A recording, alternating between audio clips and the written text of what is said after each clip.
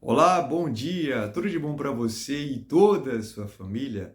O que é que esse livro está fazendo na cara do cara do Paginorama? É exatamente isso. Neste livro, A Arte da Ficção, do autor David Lodge, ele tem um capítulo chamado O Começo, em que ele, além de analisar o começo de dois romances, o livro Emma, da Jane Austen, e O Bom Soldado do Fort Maddox Ford, ele fala outras coisas que podem nos auxiliar na leitura do Pergunte ao Pó, já que o Charles Bukowski, né, que foi muito influenciado pelo John Fante, falou: meu amigo, galera, o começo daquele livro foi um milagre arrebatador e enorme para mim.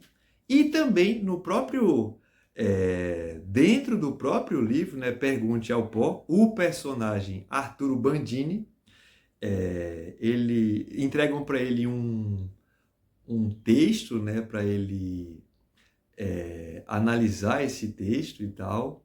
Ele lê o primeiro parágrafo desse texto e vamos lá o que foi que ele falou. Ele leu o primeiro parágrafo e falou: este era o primeiro parágrafo. Porcaria, falei.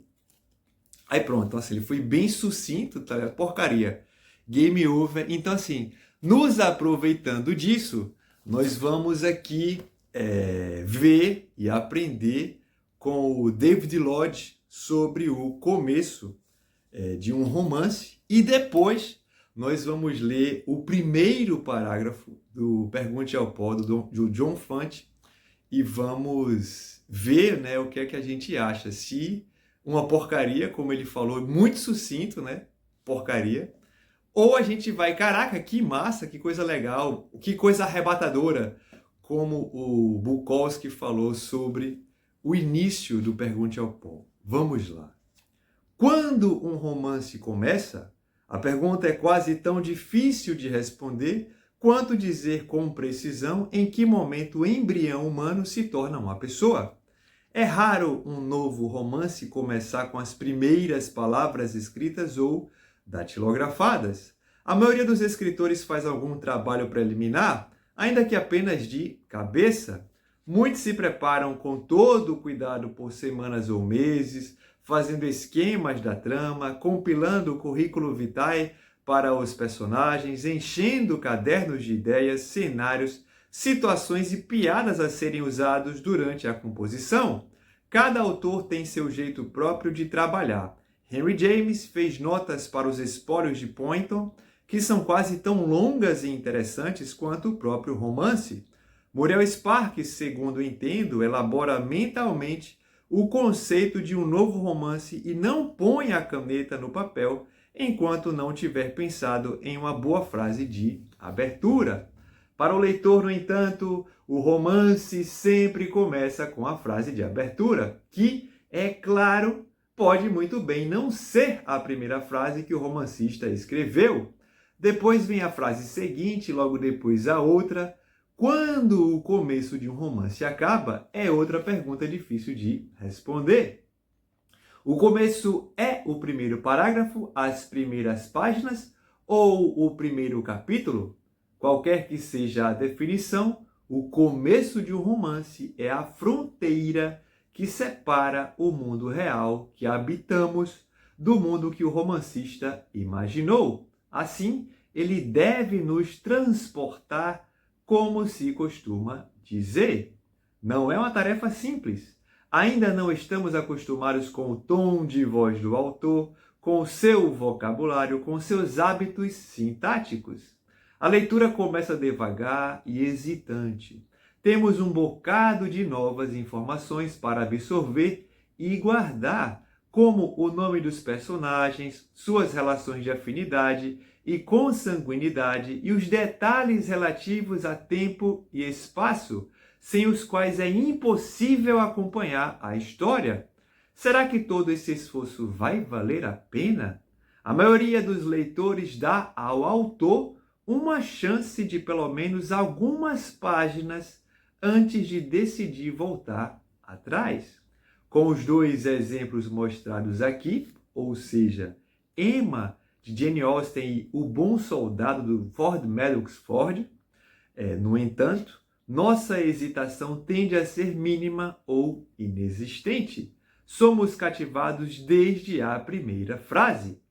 Pois então, meus amigos, por hoje ainda não acabou por aqui. Nós vamos conhecer o primeiro parágrafo do Pergunte ao Pó, já que o Arturo Bandini ele só deu a chance do primeiro parágrafo para o autor e também para o texto que ele recebeu para analisar. Então vamos ver se este início aqui realmente será arrebatador. Assim começa o Pergunte ao Pó do John Fante. Uma noite eu estava sentado na cama do meu quarto de hotel em Bunker Hill, bem no meio de Los Angeles. Era uma noite importante na minha vida, porque eu precisava tomar uma decisão quanto ao hotel. Ou eu pagava ou eu saía. Era o que dizia o bilhete. O bilhete que a senhoria havia colocado debaixo da minha porta. Um grande problema que merecia atenção aguda. Eu o resolvi apagando a luz e indo para a cama. Eu até marquei aqui essa linha. Eu resolvi apagando a luz e indo para a cama. Veja que engraçado, porque assim, ele não fala aqui quando foi que a senhoria colocou o bilhete embaixo da cama dele. Ele poderia aqui, ó, o bilhete que a senhoria havia colocado debaixo da minha porta ontem, anteontem, semana passada. Não, ele não falou isso, tá ligado? Aí ele constrói isso, tipo, meu irmão, teve um bilhete aqui e eu tenho que decidir. Ele fala aqui, ó, um grande problema que merecia atenção aguda. Um grande problema e uma atenção aguda. Aí como é que ele, como é que ele resolve isso? Eu o resolvi apagando a luz e indo para a cama. Em tese aqui, ele ligou o foda-se e amanhã eu resolvo e é isso aí.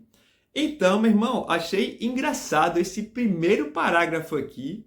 É isso, achei engraçado porque ele cria toda aquela coisa, aquela imagem, né? Você vê lá um cara sentado num quarto de hotel, assim, Los Angeles, né? Eu acho que se você falar Los Angeles, você pensa, nossa, uau! Não sei onde é Bunker Hill, mas ele já falou, ó, Bunker Hill aí tipo, no meio de Los Angeles. Ah, tá, beleza, agora a vida ficou bem melhor. Então, é isto, meus amigos, por este vídeo é isto. É um bom dia para você e toda a sua família. E o que, como é que se diz, esta coisa, como é que se diz, de ler sobre os primeiros parágrafos, ou o início do romance, e também escutar o que o Bukowski falou sobre o início desse romance, me lembrou de um termo chamado slow reading, a leitura lenta, né? A leitura com mais calma, para você perceber os detalhes que estão contidos ali, e até para você entender melhor o personagem, entender melhor o livro, e entender a si também, né? Porque ali no livro a gente está acompanhando uma pessoa, as escolhas de uma pessoa, as decisões de uma pessoa e também as decisões de um autor, né? Porque ele só falou que a senhoria colocou o papel lá, mas ele não especificou quando foi que ela colocou. Tipo, foi ontem, foi anteontem, ou sei lá o quê. Ou tipo, agora há pouco, meu irmão, a senhoria colocou agora há pouco aqui um bilhete para mim, e agora? Mas não foi assim que ele escreveu de outro jeito e não este outro. Assim. Eu quero dizer, enfim, é que existem várias possibilidades e este livro aqui e os outros livros são como são porque foram escolhas do escritor e toda escolha é feita para criar determinado ambiente, determinadas possibilidades e o melhor é que é feito para que nós, leitores, leiamos com atenção. Então é isto. Um bom dia para você e toda a sua família e até o próximo post. Um abração.